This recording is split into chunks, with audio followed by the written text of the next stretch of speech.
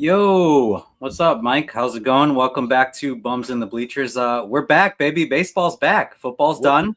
we are back. Baseball is back. Let me just right off the bat ask you a question. Like, do you consider yesterday, like the day after the Super Bowl, do you consider that be like the unofficial start of baseball season? Because like I feel so many people probably you see a lot of team social media accounts tweeting we're on deck, pitchers and catchers report, and however Yep, so many days. Hell, the Cubs pitchers and catchers reported the day of the Super Bowl. So they did. got off to Yeah, an so early start.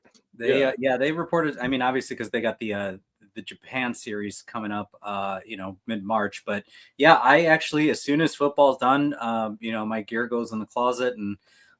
Baseball stuff comes out, but let's be honest, we're Bears fans.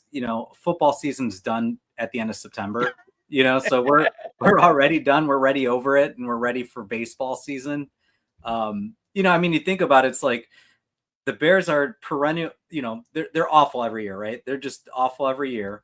They don't really give much hope past the first month of football, and it's also around the time when the weather starts to change and it starts to get colder and more Mm-hmm. miserable and gray and Exactly. slushy and so by this time of the year, like we're already checked out.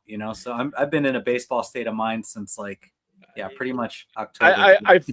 I feel like that's been the case, for anyone who lives in like a cold weather city whose NFL, NHL, NBA teams all suck as they do here, or at least they had a bad season last year. Maybe things maybe turn around for the Bears, but like as was the case last year, yeah, baseball is what we're looking forward to, no doubt about it. And I consider, I would say I consider yesterday as like, you know, the Super Bowl was Halloween, and you're putting all the decorations away the next day, and you turn on the radio and you tune it to that one station that like always is you just playing Christmas music constantly.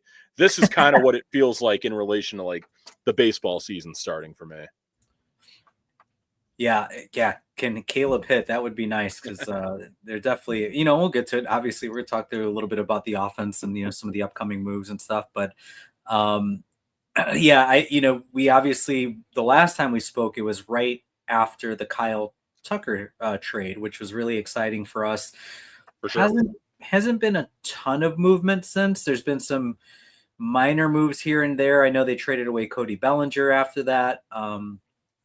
For pennies on the dollar, which is what it Yeah. felt like. But there's still some moves that they can make here. But before we kind of jump into that, I know also since we last spoke, you were at the convention. You got to actually go to the Cubs convention this I year. did. It was pretty last minute. Searching on the Cubs site, they were charging a lot more than what I was able to find a pass for on eBay, thankfully. So, basically had bought it like the Wednesday right before and like wasn't even sure if I was going to go, but I sure as hell am glad I went. If you happen to be my Facebook friend or follow me on Twitter or Instagram, you saw that, here's one picture. You got, the marquee down on the floor where you got your passes there. But we'll get to another pick that made the entire weekend worth it for me.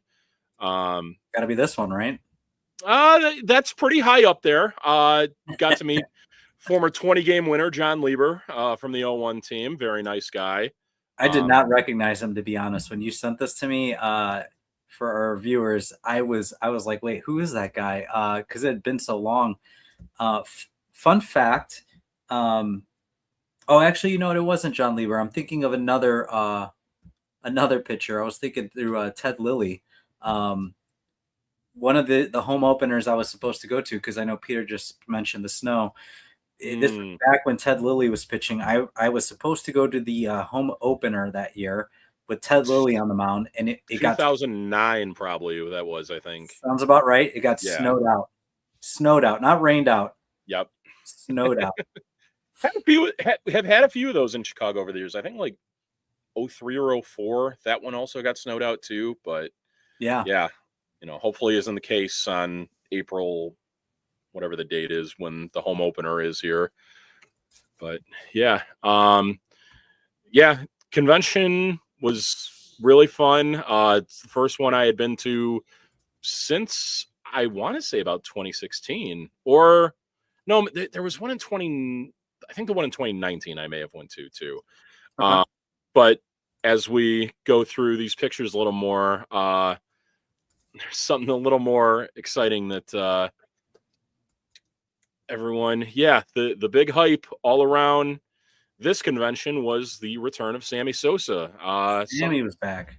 We didn't exactly know all that much about last time we recorded, but Cubs and Tom Ricketts, Sammy Sosa, the feud had officially ended. He made an apology for what he had done in the past, and I don't know that I buy whatever apology he really needed to make, but glad to see Sammy back. We're both big Sammy guys. We're both Yeah. big, childhood hero for both of us, and made a grand entrance. I don't know if you can see holding the American flag, much like the first game after 9/11 back at Wrigley when he hit the home run and had Billy Williams anima flag there. Had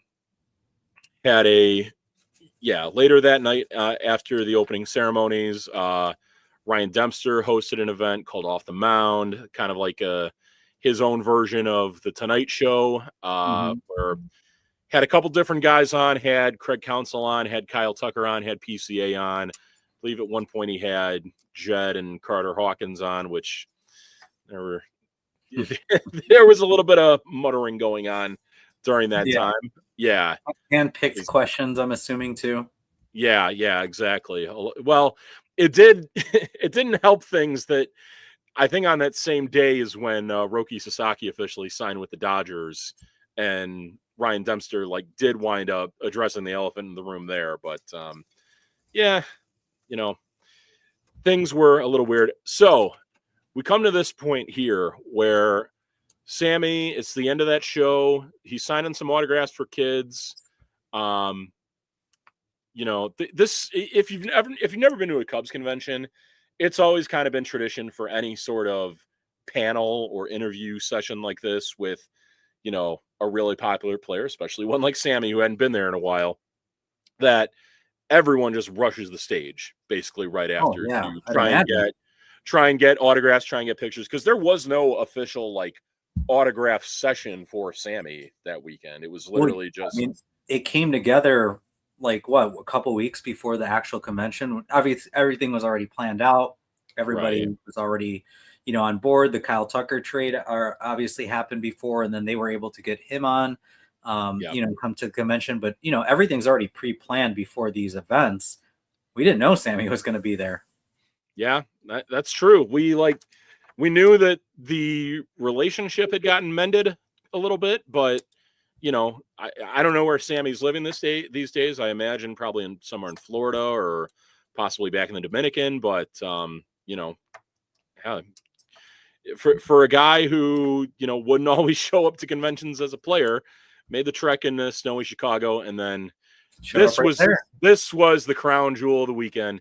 So that moment we showed right before, that was right as Sammy was walking off the stage. Yeah, and I was able to yell out to Sammy, one more, Sammy, one more.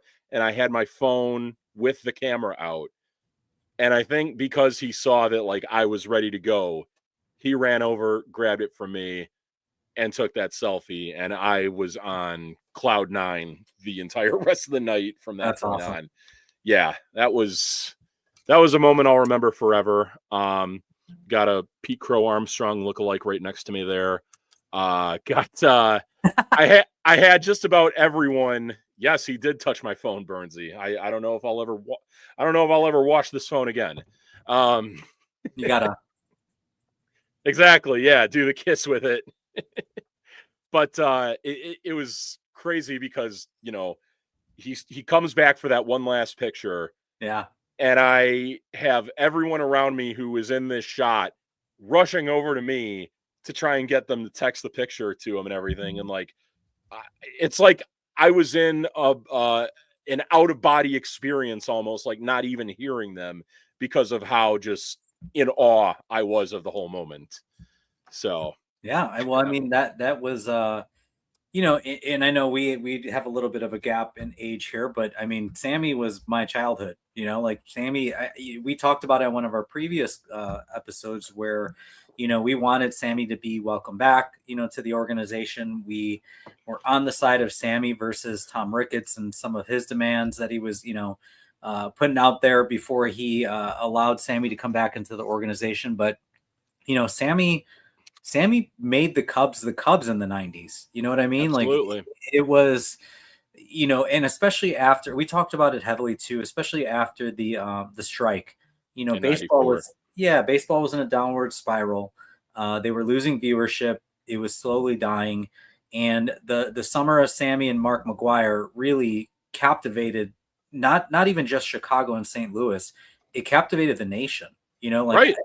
there It was got people back to baseball. it was pitcher and pitcher moments that year where they would stop like whatever live thing that you were watching on TV to let like Sammy's up to bat, he's at 59 and Right. he's trying to hit 60 and and there was a lot of that throughout the year and during that summer it was a magical year and I think again I don't want to get into it too much because I think we can bash Ricketts. We could basically spend the next 50 minutes of this hour bashing Ricketts, I think.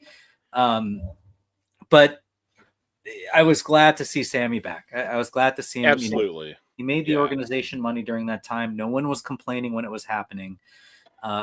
And like I said, I mean, it was good for baseball, whether you agree with the steroid era or not. I think I'm at the point in life, I look back on that era and I'm like, I mean, there are a lot of players that were probably on it that never got caught, so how Right. even of a playing field was it really? You know what I mean? Exactly. And it was during a time, damn near everyone was doing it. They weren't testing for it. They weren't suspending players for violating those rules. So, And baseball's different yeah, too. I mean, you still have to make contact with the baseball. You know what I right. mean? Like, you might Exactly. it You might give you a little more muscle, questionably. Like, and I think you can argue that yes or no, but it definitely helps with health recovery and injury for sure. recovery. But you still have to make contact. Right. I mean, yeah, for every Sammy Sosa, there's always a guy out there like I don't Roger know. Clemens. No, I'm thinking of guys who were just like bums that took steroids too, as well. Oh, Because there were plenty of those guys as well too. It's not like yeah, you know everyone who automatically took them or everyone who took them automatically became a superstar. for sure. Um, now, see this picture in particular, it was one that I wasn't sure if we were going to get because, well, I don't know if you can tell who Sammy is embracing there, but Is that's that Ryan Sandberg, and yeah, no one was certain if he would show up with his cancer yeah, returning. Unfortunately, we hope yeah, Rhino's doing well. Um, but also, even with that return, it had always kind of been rumored that one of the main reasons why Sammy wasn't around is because Rhino didn't actually like him. And if you go back and listen to Ryan Sandberg's Hall of Fame speech, without naming any names, he kind of does mention a few things that Sammy had characteristics of doing. Mhm. And it, came at a weird time when, like, right after he had gotten traded, right at the same time that Rhino had gotten inducted into the Hall of Fame. But I mean, I would like to believe that what you see here, like all the waters under the bridge between Rhino and Sammy, and that, everything will be all good. I'm sure we'll talk plenty more Sammy over the course of the next season if you go Yeah, to the picture of Lee, Ricketts, and Sammy. You know, the not only was it Sammy's return, but or did I forget to send that to you? yeah. I don't think I have that one. Shoot, I'm sorry. I mean, the big to do at the convention was not just Sammy's return, but also announcing the fact he's going into the Team Hall of Fame later this year in Yeah, September officially. So, we'll talk plenty more about Sammy then, but he was definitely the star of the show that weekend over at the Sheridan. yeah. What an awesome time. I mean, I've never been to the convention, and I think I think early in my Cub fanhood, I couldn't afford it. Right. Now I'm at a point where I can, and I don't really want to go because I don't want to give Ricketts any more of my money at this point. I don't blame you for having those thoughts. So, and we'll get to that too. We'll get to Ricketts. We'll definitely spend some time talking through that. But why don't you talk through this last pitcher here? I thought this was pretty funny. Yes. Thank Christ this was not a thing in the fantasy football league that we were in with the main bums, because Lord knows they probably would have wanted to put me in a shirt like that with all the Sox games that I attend. But yeah, this guy who was a good sport about it and everything, but if you can't see it on your screen, I'm wearing this White Sox shirt because I suck at fantasy football. That's if you guys have any ideas out there for any sort of punishment for our fantasy football league, feel free to let us know. But I got a good kick out of that on Saturday night. This guy kind of hanging out with the same group that I was with in the lobby. That's amazing. I feel for the guy. If any of you follow me on Instagram, at the Dram Daddy on IG, I unfortunately had a similar experience, and Praz, you might have seen it already. I had a bet going with one of my friends from the whiskey community, at 2 ounce whiskey. His name is Shrapal. He is a big Ohio State fan, and I am a Notre Dame fan. Mm. We had a bet going through the national championship. There was a lot of chirping, a lot of back and forth, and we came up with a bet. Whoever lost had to wear their most hated rivals gear and post on Instagram about how much, nice things about the organization of the team that you despise. So if Notre Dame would have won that game, he would have had to dress up in Michigan gear. Mm. Talk through, like, the loss, Michigan's win over Ohio State and everything. And I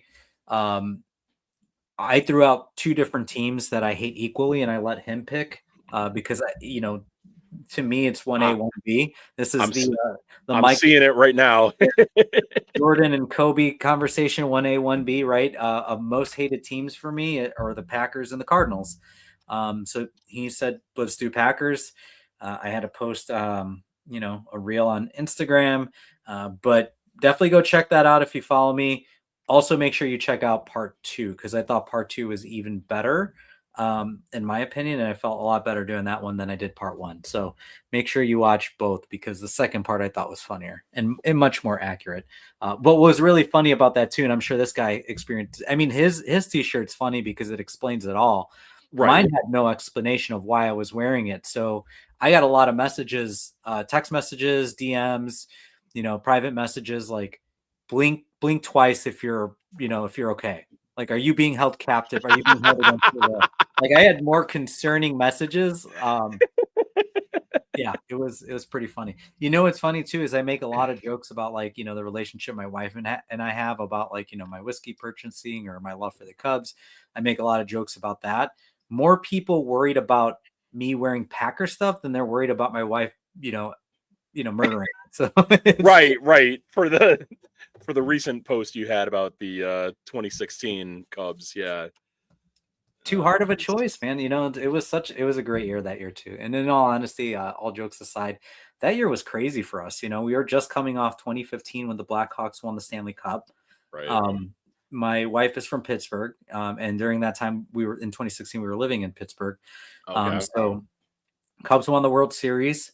Penguins won the I was going to Stanley say, Cup that yeah. year.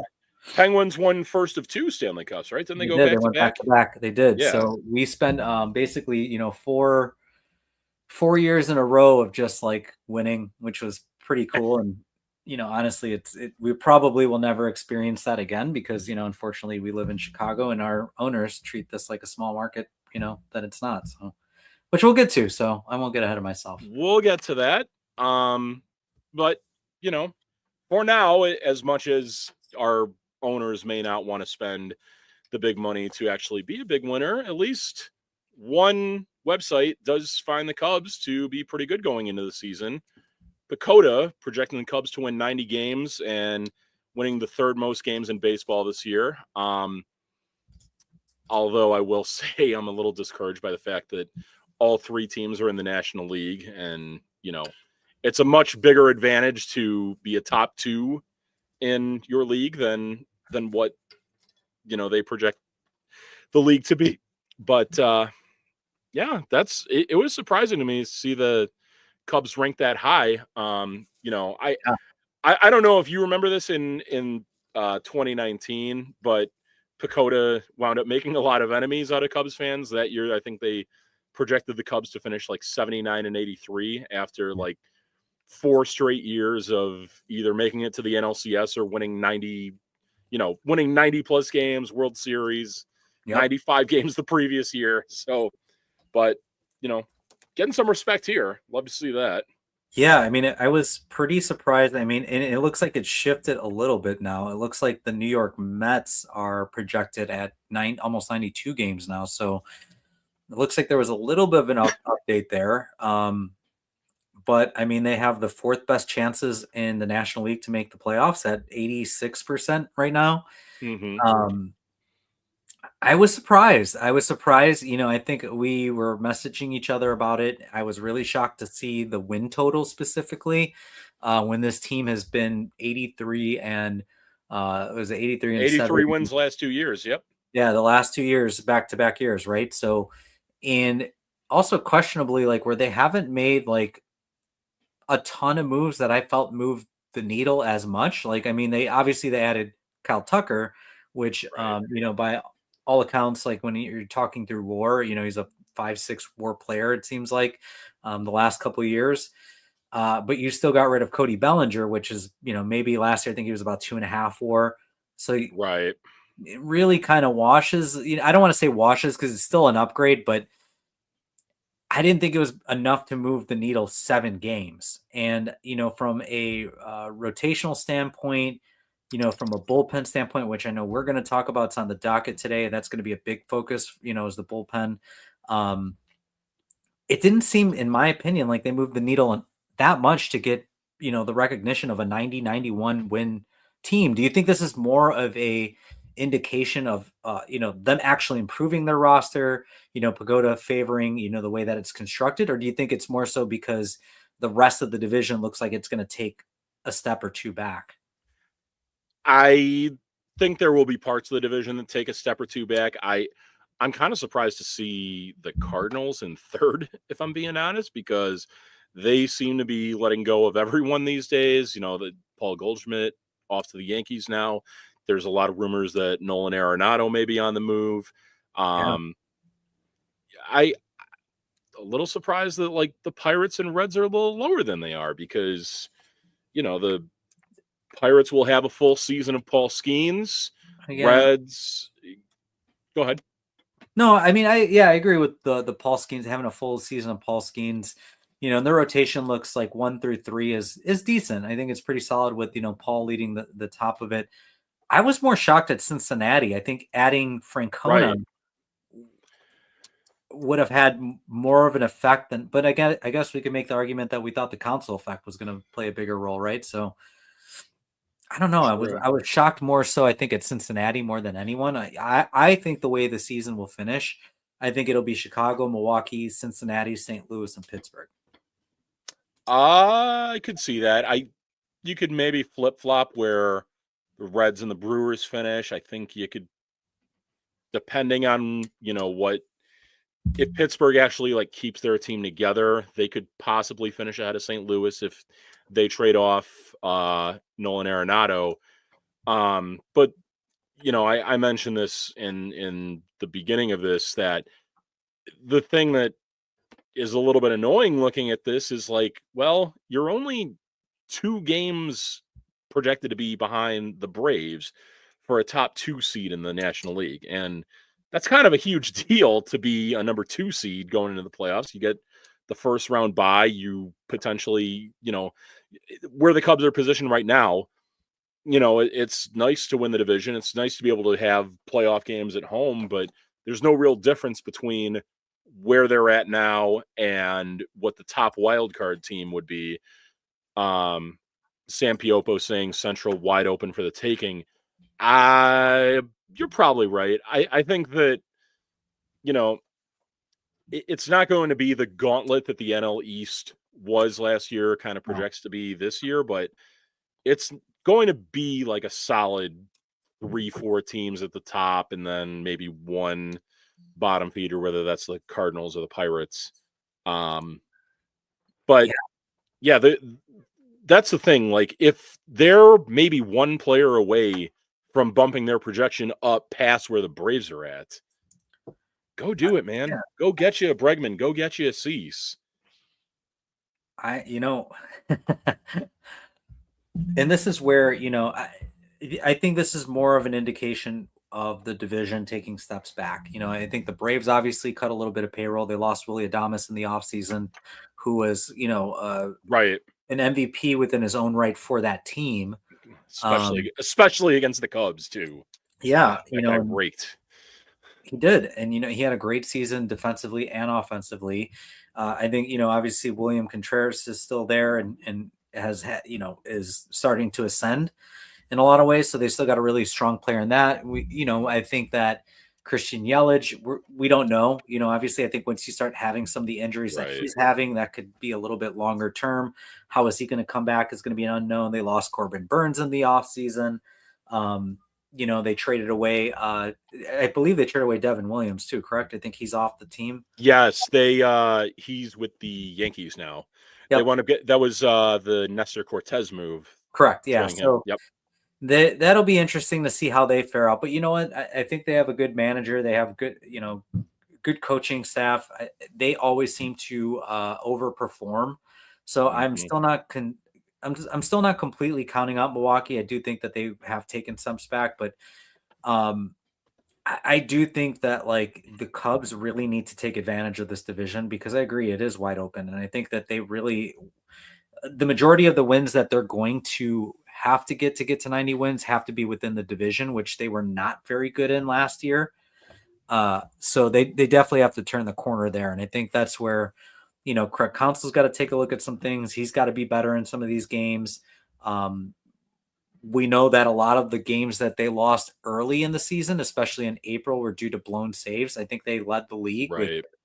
They either led the league or they were top 3 with like 24 to 26 blown saves or something like that. Mm-hmm. The bullpen was bad to start, and now they've made some moves here. And how are you feeling about the bullpen? How are you feeling about some of the moves that they've made to add to it? Do you think they've done enough?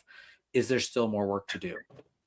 This is the part of the team that I feel is like the strongest. I in my opinion, like going through, as the year went on last season, they did make improvements, and you could factor in whether you think that will carry over when the games become meaningful again, because a little bit down the stretch they kind of weren't until it was a little bit too late in early September there. But you got another year of Tyson Miller. You got another year of Nate Pearson. You got another year of your Instagram buddy, Porter Hodge. The addition of Ryan Presley, like actually going out and adding a real closer, to me is huge. That we're not going into this season we're not going into this season in the same fashion that we did last season, where, Edward Alzolay had one really nice run as closer in 2023. Nice streak of saves, pretty decent ERA. And then you just hand them over the keys and it kind of blew up in their face. Thank you, Ryan. You guys watching in big screen, I appreciate that. But yeah, you got a real closer. Funny enough, Ryan Presley lost his closer job last season with the Astros. Josh Hader. After they signed Josh Hader. But Ryan Presley wound up with a better ERA than Josh Hader had posted last season. So he did. Yeah. And he struggled early. I know he struggled early in the season when he made the switch to setup over closer. Right. I want to say he finished with a sub-2 ERA after the first month of the season. Like the rest of the season, he was like 1.91 ERA the rest of the way, which is, would be an instant upgrade in the bullpen from last year. And I agree. I actually I still would like to see them maybe make one more move for some depth, but I do like Right. the back end of that bullpen um, with Presley, with Porter Hodge. I think with another year of Luke Little, having some experience. Right. I God. I do It would like it would it would just be sorry to cut you off, but it would be so huge if Luke Little could, like, stay healthy and finally put it all together this season because, like, that's the one thing the Cubs have really been lacking in their bullpen power over the last lefty. few years is a lefty, yeah. Yeah, and also a healthy Julian Merriweather, coming back. So they've got for the first time. I feel like they've got some gas. Right. Yeah, They've definitely. got some gas in the back end of the bullpen, which I've been clamoring for probably the better half of the last 2 years. Um, You have. You have. and I You're not wrong. and I feel better about it. I feel like they've got some strikeout pitchers. I think, Porter Hodge, like you said, another year under his belt, moving into a setup role versus a closer role, I think is going to be beneficial for him. And I do think that he does have closer stuff, and I think that maybe is your closer of the future. Um, but you're able to groom him into that role now, right? He's not put into Mhm. situations right off the bat. But I mean, that's what I've wanted. I've wanted guys that have strikeout stuff. I want strikeout pitchers in the back end of the bullpen. I don't want guys coming in, ground ball artists like in the ninth inning. I don't want guys on base. I don't want guys moving the ball around. I want guys to go in there, throw some gas. I'm throwing you my best stuff. I dare you to hit it. And that's what I've been talking about. And now I feel like we're at a point where, with maybe even Pearson, um, Right. if he can find his control, throw some heat. I mean, it could be a dangerous bullpen. And I do feel better. I'm not going to say I feel 100%. I would have liked to seen them go out and, maybe get another, to your point, a lefty, a power Right. lefty. But if Luke Little can figure it out, I think that you're right. It could be something that they've missed for a long time. For sure. There were other additions as well. Recently, they did add Ryan Brazier, former Yep. Dodger, who, you know, was someone who was kind of a roster crunch with the Dodgers with all the additions that they made. But, an effective arm that, had some good years with them and the Red Sox. Um, yeah, I mean, one more move would be nice if they could go out and get, like, uh, whoever would be remaining, probably like David Robertson, or see if they can make a trade for a guy, as Bernsey had mentioned, possibly going after Mason Miller, but I don't think what are we calling them now? Just the Athletics? Or they Yeah. don't even have a city name. I don't Well, think they're going to be really much in sell mode this season, so we'll see what it'll goes be there. it will be interesting to see what they do. And yeah, they are the Athletics, and I think that the Cubs have the prospect, pool to go out and make a big swing and trade, and obviously George Suarez. we want to talk through like who's remaining, right? Like what more moves do they need to make? They've got free agency still as an option. You kind of mentioned earlier with, Alex Bregman. Um, they still have potential trade partners with the San Diego Padres for maybe a Dylan Cease, bringing back an old friend to the organization. What do you think they need to do left? Do you think that these moves are necessary, or do you think that, like, looking at Pagoda, do you think that Jed, Tom feel comfortable going into the season because now that these projections have come out, they're like, hey, like our goal is to get into the playoffs, or it doesn't matter if we get to 90 wins or 100 wins, we're just trying to get in, and they've openly said that. Yeah, sadly. They're not worried about the win total. They're worried about getting in. So do you think that like they probably feel like at this point they can sit on their hands and wait for the trade deadline and maybe make some moves later on and save their budget because they're penny pinchers? Or do you think that they actually need to do a move right now or will do a move right now? I would hope. I would freaking hope that I mean, look, we did hear about Bregman still being, them still being in the mix on him. It's apparently down to Cubs, Tigers, Red Sox. Yep. Um, I kind of had some mixed feelings on him because he did have a little bit of a down year at the plate, but does give you a strong glove at third. He just won the Gold Glove at third last season. Um, if that's the one move they make, that's fine. It may potentially mean that Nico Horner gets traded as well, Yep. depending on what they decide to do with Matt Shaw at the start of the season. But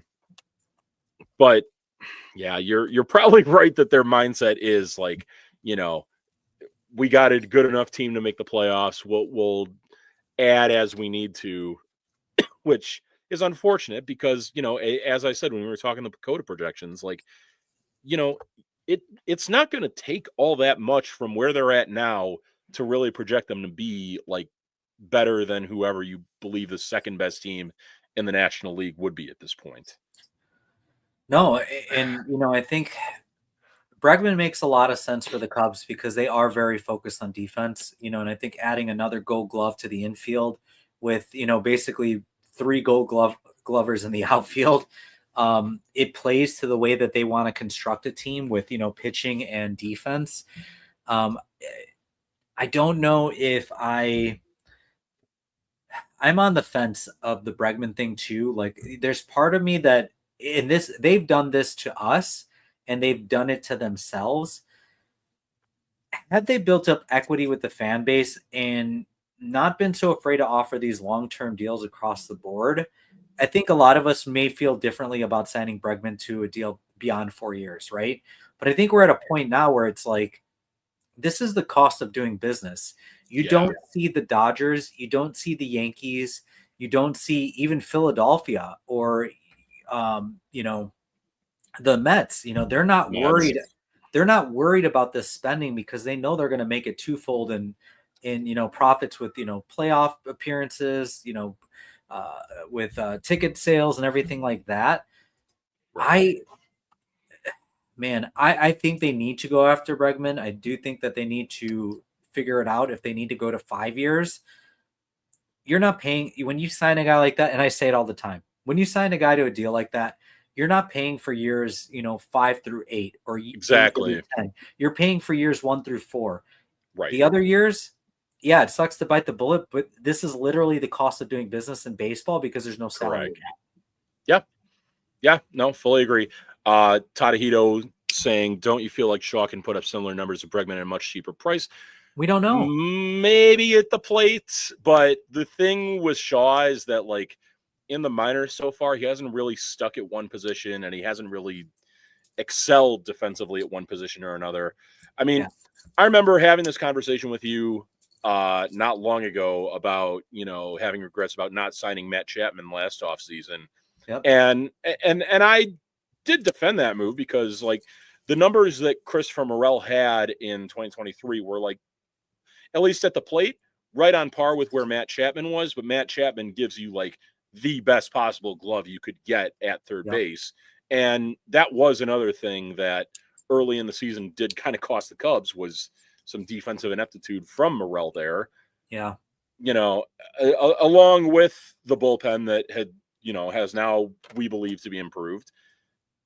Yeah, I'm the more that I think about this, like, it would suck that if they do sign Alex Bregman, that it would probably mean that Nico Horner would be on the trade block, because I do really enjoy him as a baseball player, but that's kind of just the price of doing business sometimes. And if you can get a really good glove at third base with I'd say about 2 to 3 WAR bat for what Bregman would give you at this point in his career, I feel like you got to do it. And then, when Shaw is MLB ready, stick him at second base, and hopefully Dansby Swanson can teach him a thing or two about playing middle infield.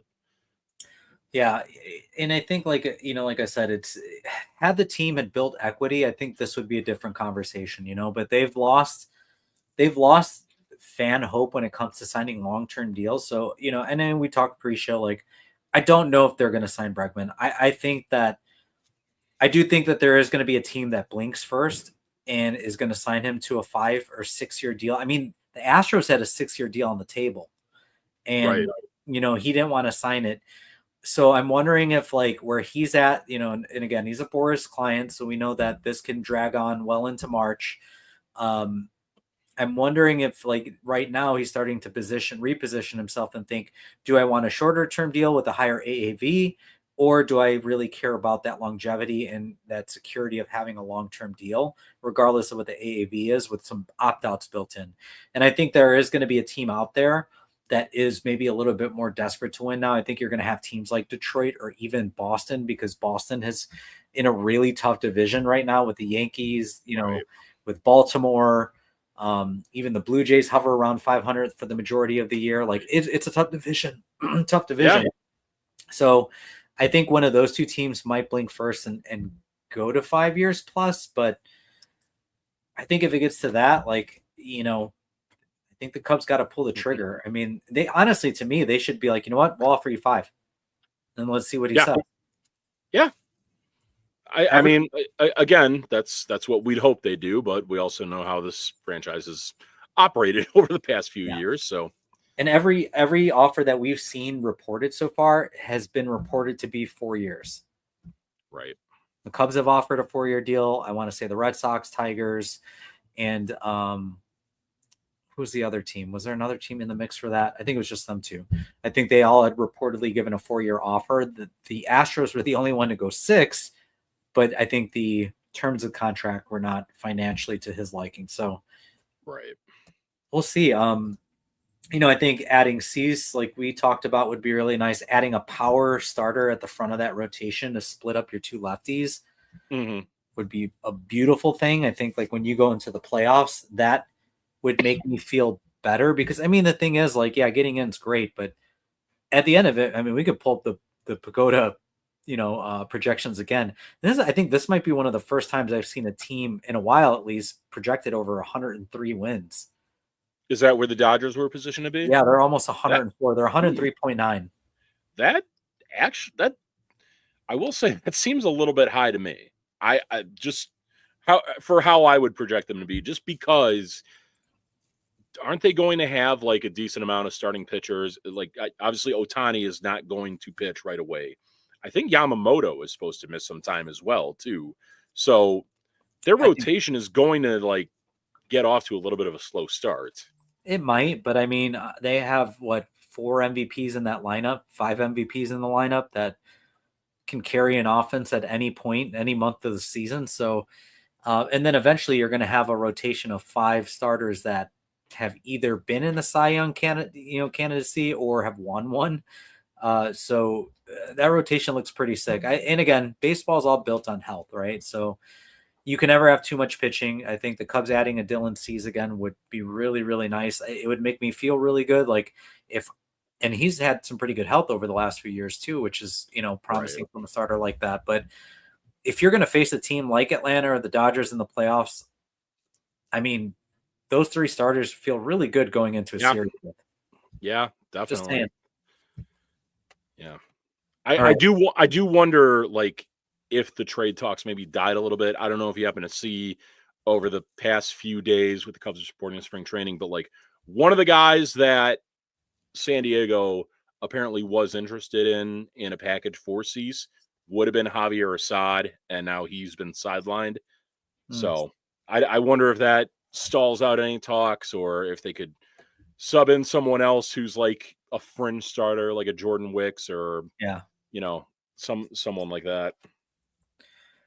All right. I know you want to talk about some comments that our good buddy Jed made uh, Yes. throughout the offseason, and you felt that he's been pretty consistent with his messaging here. Yeah, I swear I have been hearing this said by Jed Hoyer every time he's spoken this offseason, from his end of season press conference to the Kyle Tucker trade to the convention, that he has gone out of his way to stress about um the whole factor of, like, they didn't get good hitting luck last year at Wrigley Field, that like there were so many games where like the wind didn't cooperate with them, or the temperature didn't, wasn't as as warm as they would have liked it to be. And you know, maybe there's some truth to that, but one, there's no way to control that.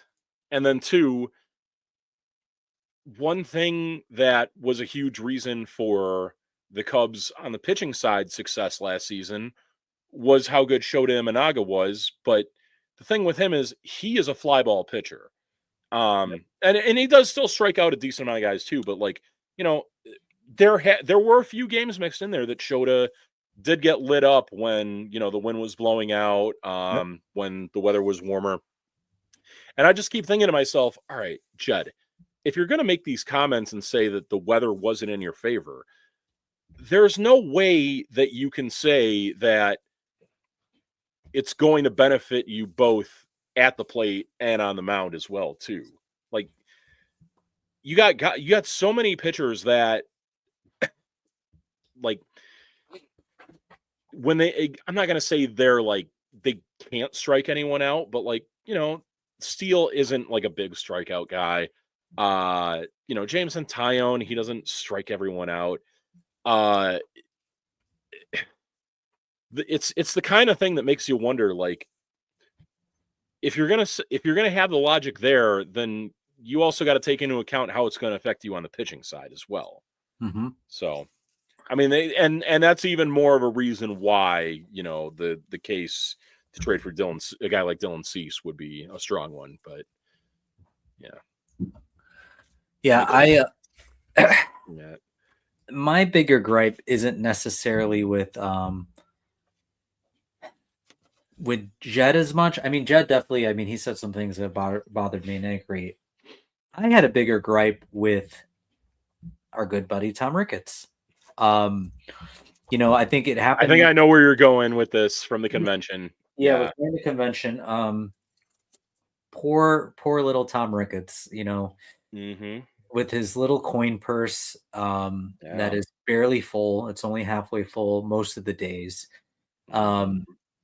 Dude, the fact that this guy had the balls, and I don't even know if I respect him more for doing it or respect him less, but to say that like their goal is to break even every year, that's where they're at right now, is they're not the Dodgers, they're not the Yankees, they are trying to break even.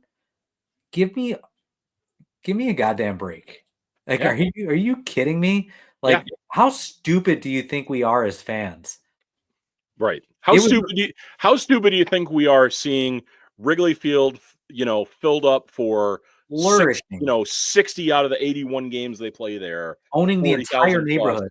Right. You know, being able to have the Winter Classic there and 2 college football games there and your whole Winter Wonderfest and a sold out convention every year. Anyone is anyone and everyone that calls himself a Cubs fan is looking for any excuse to throw money at this guy. And that's just an insult to me. And like, I will say it did put a little bit of a bad taste in my mouth on Saturday at the convention, And but how about this? Let's throw it back at him. When years ago they booed him over Marquee, and he said, "You're not going to be booing me when this starts printing money and everything like that, right?" You know, right. it's like, what is it, dude? Like, you know what? I almost fell off the can when I heard it. I was like, you've got to be like, and I want to say it was reported that last year they had, I think it was about $500 million in profits as a team. That team has gone from when he bought the team, it was roughly about, I believe, 600 to $700 million when he bought Right. the team, and is well over $4 billion at this point. It is, I think, top 4 or 5 in all of baseball in terms of like what that team is worth. Right. Uh, and again, he owns the neighborhood. He owns all of the rooftops now. He owns the hotel across the street. You know, all Mm-hmm. the property where they have restaurants and stuff, Gallagher Way. You know, there's Starbucks everywhere over there. You know what I mean? It's like he's Right. got all this land where he owns, he's a property manager of, he's making money off of. And this guy expects us as fans to feel sorry for him, to be like, "Oh my God, I didn't know that you were in line at McDonald's on the dollar menu." You know what I mean? Like, we didn't know that. We didn't know that you were, you know, at a soup kitchen because, um, you know, you're struggling. Like, dude, it blows my mind. I mean, yeah, spoken like a true Chicago sports owner team. I mean, do you find that this is more insulting than Jerry Reinsdorf, or You know what I mean? Because I feel like with Jerry, at least Jerry is honest about how cheap he is.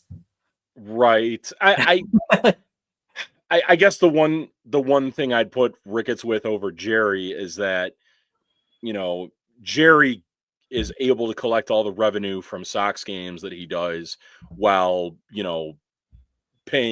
basically paying a minimal rent to the state Yeah, of Illinois for that stadium and all the upkeep. yeah, At least when Tom Ricketts did all the renovations to Wrigley that he did over the course of those years, onto that that he money. did do it all out of pocket at that point. Yeah. Um, and I had heard him talk in a few interviews, like early in his ownership with the Cubs, when he was saying these same things.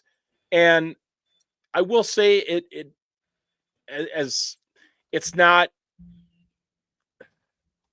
a valid thing to say, but it was at least a little more understandable back then in the era before they had, the video boards and could put every ad they want up, and they didn't have like, all the renovated clubhouses and the player amenities and the renovated ballpark and everything that they've updated the team they have now. But it's insulting to hear him say that, like, they're just trying to break even every year. And that's not that didn't it's not even true either. If you look at like the revenue that they generate, like they generate probably about, I would imagine, top 5 in MLB. Like it would be like Half a Yankees, billion. Dodgers, Red maybe the Sox. Mets, Red Sox. Yeah. Yeah. And then you've got all these owners, like, you've got, the Dodgers ownership, you've got, the Mets ownership that are going out and giving, 700 million contracts, like, they're M&Ms, they're not even concerned about it because, again, they have faces to the franchise. And then you've got the Cubs that they scoffed at even reaching out to Juan Soto. Right. Yeah. You know what I mean? Like they already took themselves out of the derby for Juan Soto before it even started. They were very open about it that they're not going to go after Juan Soto. That they thought, maybe he was going to stay with the Yankees, and the thing is, he didn't. He ended up going to the Mets. Right. So Yeah. it's like you had that opportunity to sell him on the city of Chicago and the Cubs and everything they're trying to do. And also, this is a contract year for Jed Hoyer. This is a Right. year where, I mean, you saw it. He made a Kyle Tucker trade that he probably wouldn't have made 2-3 years ago, but he doesn't have an extension. So, maybe he's got to go a little bit more all in this year. Exactly. Yeah. I was just thinking that like, look, as much as we bitch about Jed, I think he does somewhat at least see the writing on the wall in that, like, I'm not going to be granted this amount of money to spend on free agency by Ricketts, and he probably should be pounding the table more to do that. What do you really have this job for if that's the case? At the very least, like, how do I put this? He's utilizing the resources in a more creative way. Like, the Cubs do have a very loaded farm system, even after making the trade for Kyle Tucker, in which Cam Smith left, even after making like the Michael Bush trade Yep. last year, which saw Jackson Ferris and Zaire Hope leave. You know, it's still a very strong farm system that he can trade away from, but you know, Yeah, he's got 7 of the top 100 prospects are, Cubs prospects, which is nice. But I think, again, like, we've got to be careful with this conversation talking through prospects because they're exactly what they are. They're prospects. They're not right, guarantees, and somebody said earlier in the comments, like, would you rather, have, Bregman or similar production from Shaw at a cheaper price? And the thing is, like, we don't know if that's what the production's going to be from Matt Shaw. You don't know what Matt Shaw is going to be. You know who right, Alex Bregman is. And there's something to say about proven players in free agency that you need to go after because, again, they have more of a track record. There's more of a history there. And again, this is where, like, I think Cubs fans, we fall in love with this fantasy of prospects because it worked back in 2015 and 2016 when you had everybody come up at once and they all produced and they won a World Series, but they also didn't last. right. They traded away all those pieces 3 or 4 years after that, and there's nobody left from that team, and you think about it, like, if they had the right if we're talking about a farm system that truly works and you have all these players that are coming up the ranks, that was only 9 years ago. Right. You should have at least had 1 to 2 of those guys hit, and then you keep them for over a decade plus, right? And you give them their extensions, you sign them long term. They didn't do that. So I love that we have a great prospect pool to trade from. So they either they have to be damn sure that all these guys are going to hit, or B, they got to start going all in and pushing in some chips, Yep. because it's getting close here for Jed, where he's running out of time. His rope is running out. They've got to do something more. I still think they got to do something with with what they got. So it'll be interesting to see how the rest of February goes. Baseball, I don't know, man. Baseball, like free agency, it sucks now. It truly does. It truly truly does. Like, yeah. I mean, just as a whole, It's not luck, Bernsey. They know how to draft. They know how to develop. exactly. Hell, I mean, you could say the same thing about the Dodgers right now. I heard someone say this, that like, a lot of people are so fed up with like how much the Dodgers are able to spend and like Mhm. how unfair it is to the rest of the league. But if you added in a salary cap to the and you force them to like have to develop, it's Andrew Friedman that is their president of baseball operations, the guy who basically built the Rays into a superstar team that With no money. with no money, and now he has the advantage of having all the money with that same, you know, that same skill set for developing players. So, yeah, it's I love it. I honestly I joked around with you. I was like, I think I'm going to become a Dodgers fan at this point, because and it's not necessarily because the roster construction, it's because I can actually respect an owner they care about winning. Like, their yeah, goal is to win. If that is not your goal, why the hell are you doing it? Why are right, you an owner of a team? Like, I right, get, like, obviously it's revenue, you're making money, but there are tons of other avenues you can do that with, and like, there are so many people that, like, we live and breathe this shit, right? Like, we're diehards. Like, we've been Cubs fans our whole lives, like, yeah, when they collapse, it hurts way more than any heartbreak we've ever felt. You know, yep, you know what I mean? Like, any girl you've ever gotten dumped by, you're like unfazed because you're like, nah, I've been through this. O three was like, 98, right. 84. Like, we can go back and we talk about all The those years, but the sweeps in '07 and '08, yeah, yeah, right. Like, we've been through it, so we're built for it. But I mean, it's like, if you don't care about winning, what's the point? What is the point of owning a sports team? Like, your goal should be to win. And I can respect the Dodgers, like, taking advantage of the fact that there is no salary cap. They're paying the luxury taxes. right, They've gotten creative with their contracts and deferrals. Like, and maybe that comes up in the CBA this next time go around when there's a work stoppage. But man, I think it's good for baseball, because I think it puts a light on owners like Tom Ricketts more than anything. They're going to complain. They're not going to like it, because now, like, fandom is going to be like, why aren't you the Dodgers? And that's when he's coming out saying, well, we're just trying to break even every year because, we don't have the resources that the Dodgers do. Bullshit, bro. Bullshit. bullshit. I will say, like, it wouldn't surprise me if he's just referring to breaking even from just strictly his baseball revenue. Now, even if that's the case, that's still wrong because you still make way more money than you're spending. But, like we brought up earlier, he owns everything within a 2-block radius of Wrigley Field. He owns all the rooftops now. He owns, a lot of those bars on Clark, Tin Roof, and, Yep. the Starbucks and the Hotel Zachary, whatnot. Yep. So, yeah, maybe you can make the claim about breaking even on the baseball team. You're still collecting money in other areas too. And Yep. it's like, what are you doing investing in all that if you're And not wasn't going to? that yeah, well, wasn't that the point, to build it up so you can put it back into the ball club? Right. Yeah. Yeah.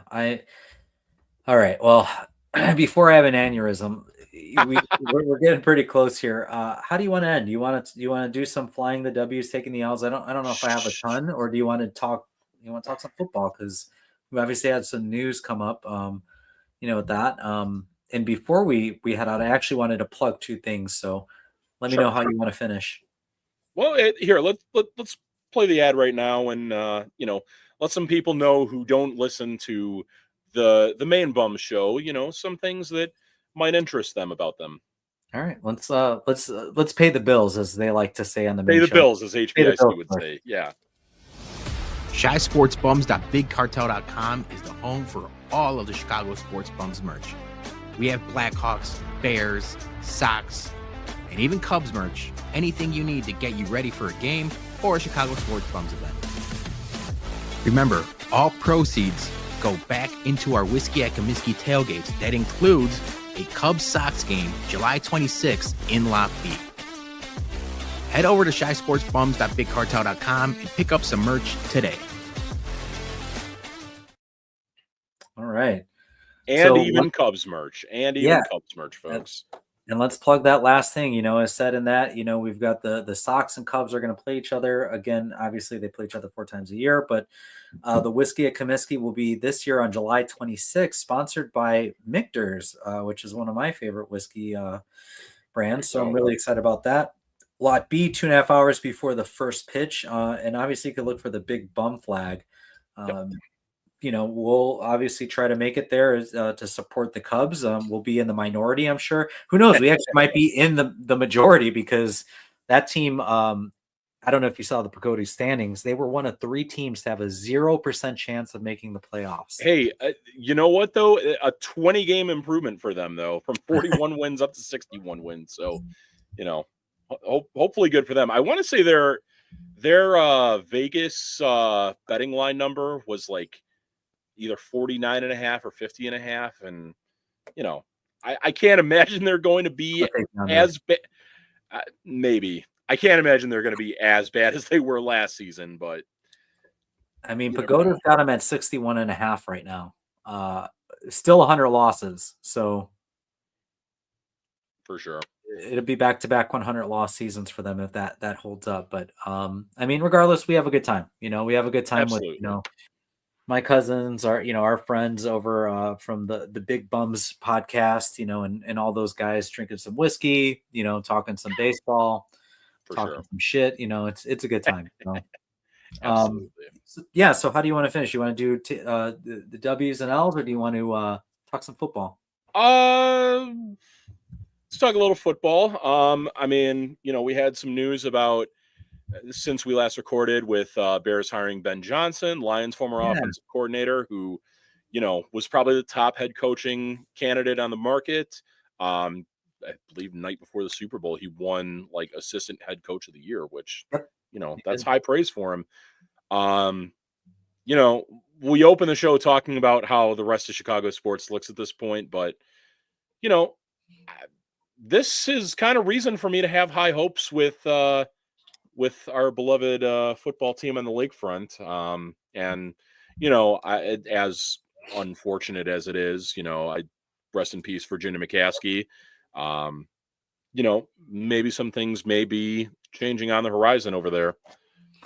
Yeah, I know that's been a topic of conversation, with, Virginia passing, 102 years old. I mean, what a life, and I think by all counts, we did hear, and I think for as much as we knock the family, the one thing that I've always been consistent with talking about them is they did want to win. They truly, they truly did want to win. They cared about winning. They really did. They didn't know how. They didn't know how to do it, and they got in their own way. It'll Yeah. be interesting to see if they sell, because I know that the inheritance tax is going to be hitting some of those family members, and some of them may just be wanting payouts at this point and want nothing to do there. So, I mean, there are a bunch of other owners that make up the entire ownership of the Bears, like that guy Pat Ryan, who I think is like a big investor with Northwestern, that we could see him potentially like buying out the rest of that, or someone from the outside, like potentially could we get Jeff Bezos to buy the Bears, please? Well, But we've got Ari Emanuel, who was Rahm Emanuel's brother, who big Bears fan, big time CEO, made some comments on the Pat McAfee show talking about, maybe they're primed to sell at this point because of those reasons. He's got deep pockets, he's got friends with deep pockets, could be really interesting. Maybe a Bezos, like you said, comes in, swoops in, and decides, hey, maybe I want to get into a professional sports team and maybe drive a championship. So it'd be really interesting to see for sure. But I love the Ben Johnson hiring. I think it was probably one of the first things they've done right, where I felt pretty good about. For sure, I was getting nervous during the entire cycle of it all when like every day or so you'd get the Instagram and Twitter posts from the Bears official account saying like we've completed an interview with Mike McCarthy and Brian Flores, and and I think we all kind of knew that like they had their sights set on Ben Johnson, and thankfully they didn't fumble it. But they did a very un-Bears like thing, and they swooped in and they got the deal done like fast. Correct. Yeah, and remember there's being some buzz about like him potentially wanting to go to the Raiders just because Tom Brady is one of their owners, but like but no quarterback. Yeah, no quarterback, not nearly the talent that the Bears have. No. So, got the coach, hopefully got a GM that, you trust in, Brian Poles, or maybe have mixed feelings on, but gonna have to now. I mean, they just signed him to an extension. Exactly, right. No choice. They're in on Poles. Do what you can, build up that line as good as you can, and hopefully we got a contender to look forward to this fall. But What'd you think of the Super Bowl? Very happy with the results of it, because I don't hate the Chiefs, but I think we all have had Chiefs fatigue over the years.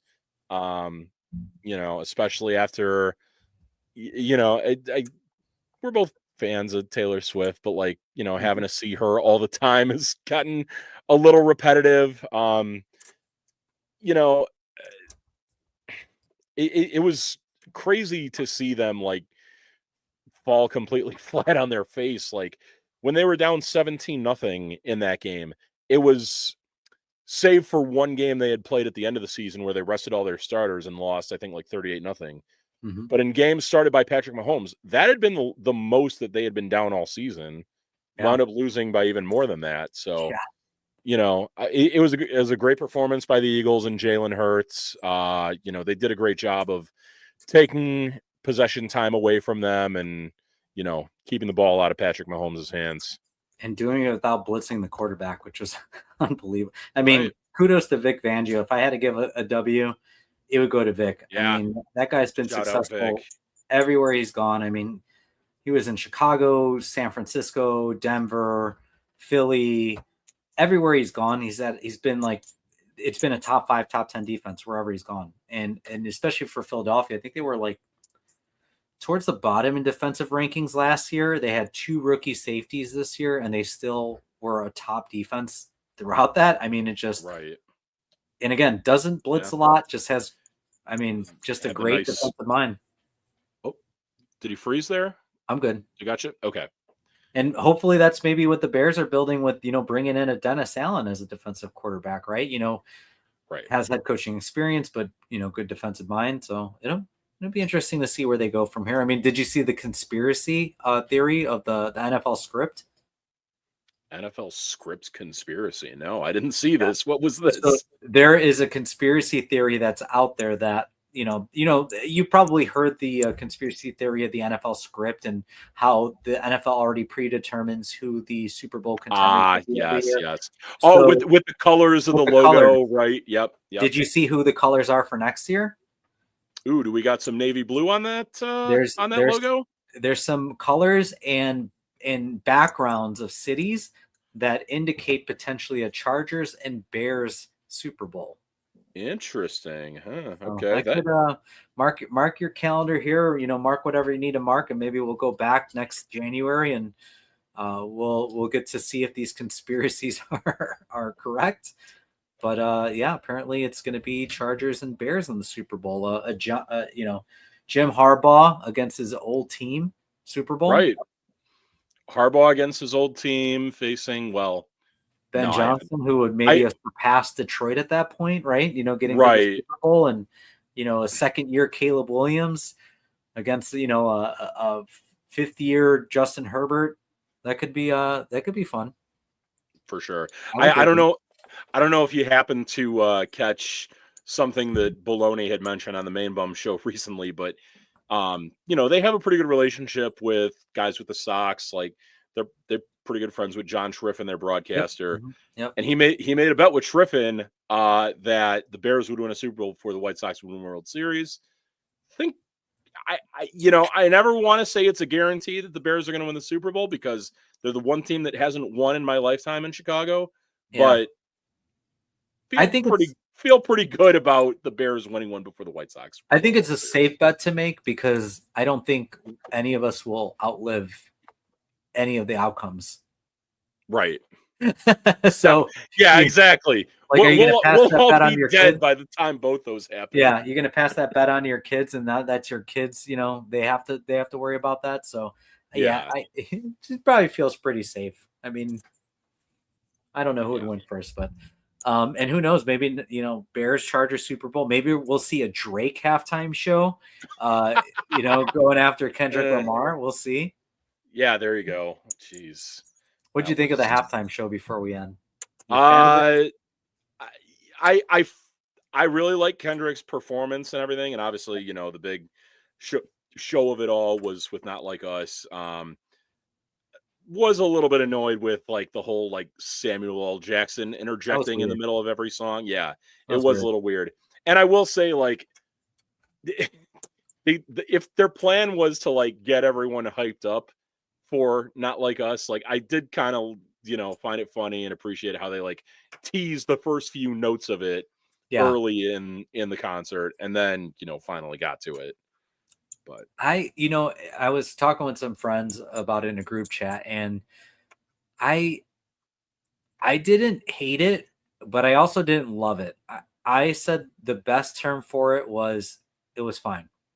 Like it was fine. There was nothing about it that I felt like, damn, that was like, I thought Usher had a better performance last year than Kendrick did this year, and I think this is the challenge with hip hop artists. Like, one, I don't think he has the catalog or like the top hit singles to continuously do a show like that. Like, I think he's definitely got some hits, and he probably didn't do ones that he should have done. But in the same breath, I think it's hard with hip hop performers because they're not pop performers. They don't have the choreography. They don't dance. They don't move around a lot. In the same aspect.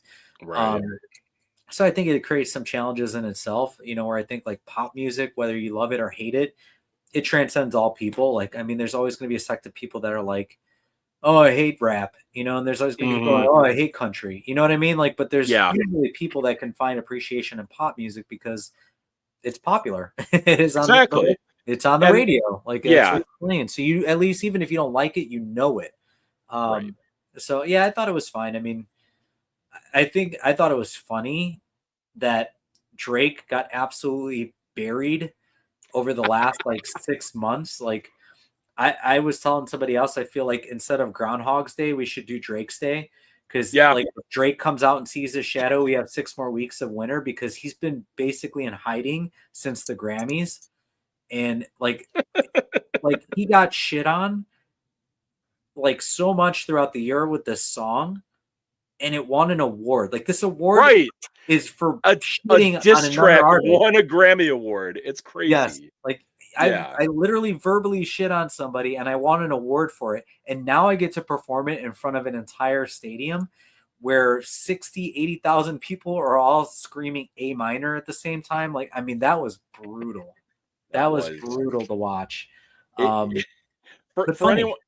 For anyone who needs a good laugh over the next few days, if you just search on Twitter right now just the term "Hey Drake," from the line and Not Like Us, you'll find a lot of really funny pictures because it's so many like cartoon characters like in the same pose as Kendrick Lamar from the halftime show. So yeah. Yep.